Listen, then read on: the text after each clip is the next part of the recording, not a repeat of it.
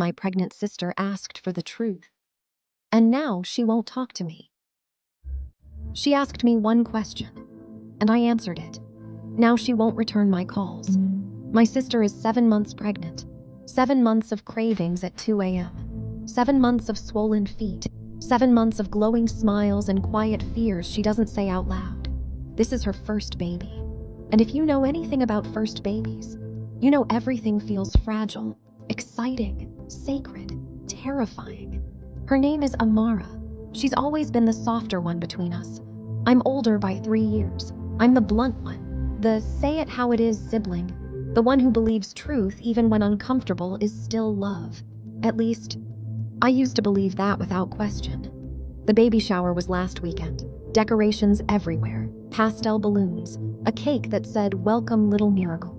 Family laughing, phones recording everything. Her husband Daniel was playing the perfect dad already, rubbing her belly, smiling at guests, carrying gifts inside. Everyone kept saying how lucky she was, how blessed, how perfect they looked together. And I kept smiling, because that's what you do when you're the big sister. You smile, even when something sits heavy in your chest. 3 weeks ago, I saw something I wish I hadn't. I was at a cafe near my office. It was crowded, so I almost didn't notice him, but it was Daniel, sitting across from a woman I'd never seen before. They weren't just talking. They were leaning in, too comfortable, too familiar. His hand brushed hers. She didn't pull away. He laughed in a way I hadn't heard around my sister in months. I told myself I was overthinking. Maybe it was work. Maybe it was innocent. Then I saw him reach across the table and squeeze her hand. Not friendly, not professional, intimate. My stomach dropped. I didn't confront him. I didn't take pictures. I just left. And I carried that image home with me like a weight I couldn't put down. For weeks, I said nothing. I told myself it wasn't my marriage. I told myself stress can make things look worse than they are. I told myself a pregnant woman doesn't need drama. But every time Amara sent me ultrasound pictures, every time she said, "Daniel's been so supportive lately," every time she rested her head on his shoulder and smiled, that cafe scene replayed in my mind, over and over. Truth has a way of knocking, and it doesn't stop just because the timing is inconvenient. 2 nights ago, she came over, alone. Daniel was working late. She looked tired, not physically, emotionally. We sat on my couch. The TV was on but muted. Then she said something that changed everything. Can I ask you something? I nodded. She hesitated. Then, if you If you ever knew something about Daniel, something that could affect my baby or my life, you'd tell me, right? You'd tell me, right? My heart started pounding. I tried to stay calm. What do you mean? She looked down at her hands. I don't know. I just feel like something's off. He's been distant, protective of his phone. I might just be hormonal. She laughed softly, but her eyes weren't laughing. Just tell me the truth, she said. Even if it hurts. There it was, the door, wide open, and I had to decide whether to walk through it.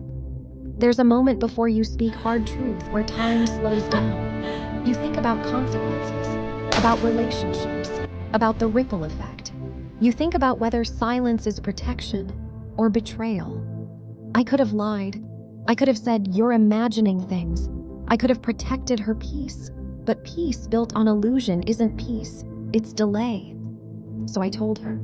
I told her about the cafe, about the hand-holding, about the way it didn't look accidental. I didn't exaggerate. I didn't accuse. I just described what I saw. And when I finished, she didn't speak. She just stared at the wall for a long time.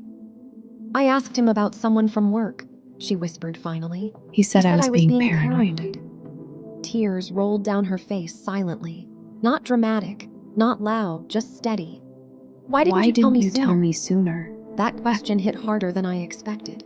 Because I didn't want to stress you during the pregnancy. She nodded slowly. And now? I didn't want to lie when you asked. She stood up. 7 months pregnant. Heart cracked open. I wish you hadn't said anything, she whispered. and then she left. The next day, I found out she confronted him. He denied everything, said I misunderstood, said I've always been overprotective, said I'm trying to create problems. And now, she won't answer my calls. She sent one text. I need space. That's it. I keep replaying that night. Did I do the right thing? Should I have waited? Should I have gathered proof? Should I have stayed silent? There's no handbook for moments like this. No perfect script. Just messy love and impossible choices. I didn't tell her to hurt her. I told her because she asked. Because she deserved honesty. Because if I were 7 months pregnant and something was wrong, I'd want someone brave enough to say it, even if it shattered me. People think truth is sharp, but sometimes it's heavy instead. It doesn't stab, it sinks. And now I'm sitting here wondering if I saved her or broke her. Maybe both. I love my sister. I love that baby already. And I don't know what will happen next. Maybe Daniel is lying. Maybe he isn't. Maybe they'll fix it. Maybe they won't. But here's what I do know. Silence would have been easier. Easier on me. Easier on the moment. But easy isn't always loving. Sometimes love sounds like, you deserve to know, even when it costs you the relationship. I hope one day she understands that I wasn't trying to destroy her joy. I was trying to protect her future. And maybe she won't talk to me for a while. Maybe she'll be angry through the birth. Maybe I won't be in the delivery room. That thought hurts more than anything.